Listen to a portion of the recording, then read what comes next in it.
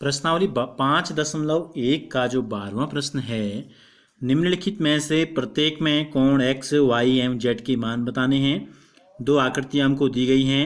देखो इस पहली आकृति में क्या है, 3 कोण अज्ञात हैं जिनका मान हमको बताना है और एक कोण हमको पता है जिसका मान है 55 अंश। ठीक है, तो ये क्या है जनरल, देखो सामान्यतः जो प्रश्न है क्या है, ये एक रेखा है इस प्रकार की और दूसरी रेखा इस प्रकार की इसके ऊपर ये है। ठीक हो गया, तो ये दो रेखाएं एक दूसरे को क्या कर रही हैं, एक बिंदु पे काट रही हैं यहाँ पे। तो हमने आपको बताया था क्या होता है जब दो रेखाएं एक दूसरे को काटती हैं तो इस प्रकार जो कोण बनते हैं सम्मुख कोण, इनको हम बोलते हैं शीर्षाभिमुख कोण। तो इसलिए इस आकृति 1 में अगर हम इसको हल करें नंबर 1 को, तो x के सामने क्या बन रहा है, देखो 55। तो पहला कोण हमको पता चल गया, x का जो मान है 55 है, कोष्टक में लिख देंगे। क्यों है 55, क्योंकि ये क्या है, शीर्षाभिमुख कोण है। क्या इसको हमने आपको बताया था कि हम इसको ऊर्ध्वाधर सम्मुख कोण भी कह सकते हैं। तो ये हो गया, x का मान पता चल गया 55 अंश है। और जैसे x और 55 बराबर है, ऐसे ही y और z भी क्या है, आपस में बराबर होंगे। तो y बराबर z, ये भी क्या है, शीर्षाभिमुख कोण है, सेम कंडीशन है। एक हम दोनों को एक ही समीकरण भी ले सकते हैं, तो ये भी शीर्षाभिमुख कोण हो गए। अब ये क्या है, 4 के 4 कोण जो हैं ये एक बिंदु पे बने हैं। देखो एक बिंदु जो ये है, ठीक है, यहाँ पर देख लेते हैं, ये पॉइंट है, इस पॉइंट के चारों ओर जो कोण बनता है ये होता है एक चक्कर, इसको कहते हैं, या इसको हम बोलते हैं संपूर्ण कोण। क्या कहलाता है, ये कहलाता है संपूर्ण कोण। संपूर्ण कोण का मतलब होता है 360 अंश। ठीक है, तो इन चारों को जोड़ देते हैं। हम क्या करते हैं, x धन y धन 55 धन z, x धन y धन 55 धन z बराबर 360। कोष्टक में लिख दें समीकरण नंबर 3, संपूर्ण कोण। कैसा कोण है, पूरा एक चक्कर। ठीक है, तो x का मान रख देते हैं कितना, x बराबर 55 है, y की जगह z, y का मान किसके बराबर, z के बराबर, तो y को रख देते हैं z। तो कितना हो गया, देखो 55 में 55 जोड़ेंगे तो 110 हो जाएगा, z में z जोड़ेंगे तो हो जाएगा 2z। तो ये हो गया 110 धन z हो गया 2z बराबर 360 अंश। तो 2z का मान कितना हो गया, 360 बराबर के यहाँ जहाँ था वहीं रहेगा, 110 बराबर के दूसरी तरफ आएगा तो हो जाएगा ऋण 110। 60 में से 10 घटाएंगे आ जाएगा 50 और 300 में से 100 घटाएंगे तो आ जाएगा 200।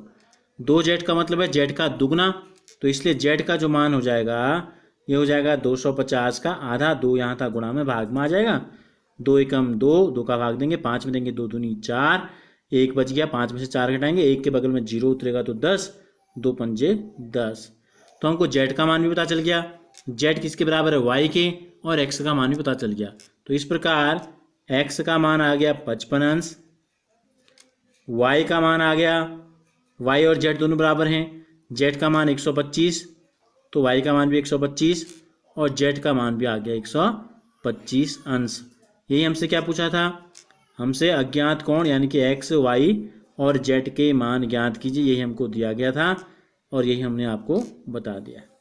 अब इसके दूसरे प्रश्न में आते हैं।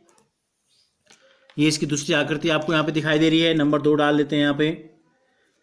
देखो इसमें क्या दिया है, इसमें दो रेखाओं के अलावा एक रेखा और है। जैसे इसमें तो केवल क्या थी, दो रेखाएं एक दूसरे को काट रही थी, इसमें क्या है, एक रेखा आपकी यह है नंबर 1, दूसरी रेखा आपकी यह है नंबर 2। इसके अलावा इन दोनों के अलावा एक रेखा किरण है जो यहाँ से शुरू होती है और यहाँ इस दिशा में आगे बढ़ रही है। ठीक हो गया, तो पहले हम देखते हैं दो रेखाओं के आसपास ऐसे, ये एक रेखा इधर है और दूसरी जो रेखा है वो इस प्रकार से ये है। तो इनके एक कोण इधर और एक कोण इन दोनों के बीच में इधर। ठीक है, एक दोनों के बीच में इधर और दोनों के बीच में इधर। ये क्या बन रहे हैं, देखो एक 40 है और एक z है, इन दोनों के बीच में यहाँ z है और इन दोनों के बीच में यहाँ 40 है, तो z बराबर कितना हो गया, 40 अंश। समीकरण नंबर 1, नाम क्या रख देंगे इसका, क्यों ये बराबर हैं, क्योंकि ये शीर्षाभिमुख कोण हैं। ठीक है, तो z का मान पता चल गया। अब z के साथ दूसरा देखो क्या है, नीचे को y है, इस प्रकार से यहाँ पर देखो ये एक रेखा है, इस रेखा पर एक किरण इस प्रकार से खड़ी है, ये कोण आपका 40 पता चल गया और ये कोण है y। तो y में 40 जोड़ देंगे तो क्या बना रहे हैं दोनों, देखो ऊपर की तरफ देखो ये क्या है, दोनों तरफ तीर का निशान है, ये एक रेखा है। तो रेखा के एक तरफ स्थित दोनों कोणों का योगफल रैखिक युग्म बना रहे हैं। हम ये कह सकते हैं कि ये दोनों कोण रैखिक युग्म बना रहे हैं। ठीक है, तो क्या आ जाएगा y धन 40 को जोड़ के 180 अंश, समीकरण नंबर 2, इसको हम नाम दे देंगे रैखिक युग्म। y बराबर 180 बराबर के बगल में था, धन 40 दूसरी तरफ गया तो ये हो गया ऋण 40। 180 में से 140 घटाएंगे, नहीं 180 में से केवल 40 घटाएंगे तो हमको प्राप्त हो जाएगा 140 अंश। तो दो कोणों के मान हमको पता चल गए, जेड का और वाई का। अब क्या बच गया, अब बच गया आपका एक्स। तो एक्स का मान कैसे निकालेंगे, देखो ये जो रेखा आपको दिखाई दे रही है, इस रेखा के ऊपर की तरफ 3 कोण है। यहाँ पर देखिए मैं यहाँ बना देता हूँ, ये एक रेखा लाइन गई है, एक कोण ये आपका 40 है और दूसरा जो कोण यहाँ पर बना है ये 25 का है। तो ये कोण हमको दिया गया है एक्स। तो देखो ये एक रेखा के एक बिंदु पर एक तरफ बने हुए कोण हैं, तो एक रेखा के एक तरफ जो बने हुए कोण होते हैं इस प्रकार से ये संपूर्ण कोण का आधा होता है। ठीक है, अगर हम इसमें लाइन डाल दें जैसे ये संपूर्ण कोण हम दिखा रखा है, तो इसके 2 भाग हो गए, पूरा 360 है तो एक तरफ का आधा कितना हो जाएगा 180। तो इसको हम लिख देंगे 40 धन एक्स धन 25, 40 धन एक्स धन 25 बराबर 180 अंश। कारण भी देना पड़ेगा आपको, हर वो चीज़ जो आप लिखते हैं इसमें ज्यामिति में आपको कारण भी लिखना बहुत ज़रूरी है। तो इसमें हम लिखेंगे एक रेखा के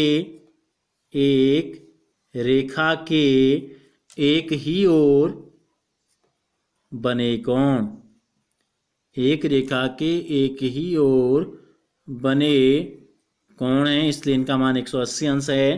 तो 40 में 20 जोड़ेंगे 60, 60 में 5 जोड़ देंगे तो हो जाएगा 65। एक्स में 65 जोड़ के आ रहा है 180 अंश, तो एक्स का जो मान हो जाएगा कितना हो जाएगा 180 धन 65 बराबर के दूसरी तरफ जाएगा तो ये हो जाएगा ऋण 65। 10 में से 5 गया 5, यहाँ 7 बच गया आप। ठीक है, 7 में से 6 गया 1, अब 1 में से कुछ नहीं है तो 1 ही रहा, तो कितना आ गया 115 अंश। तो इस प्रकार एक्स वाई जेड तीनों कोण हमको पता चल गए क्या हैं, इसलिए लिख देंगे एक्स का जो मान आया 115 अंश, वाई का जो मान आ गया कितना आया देखो 140 अंश, और वह जेड का जो मान आ गया वो आ गया 40 अंश। तो इस प्रकार से तीनों अज्ञात कोण हमने ज्ञात कर लिए हैं दोनों प्रश्नों में, पहले में भी और दूसरे में भी।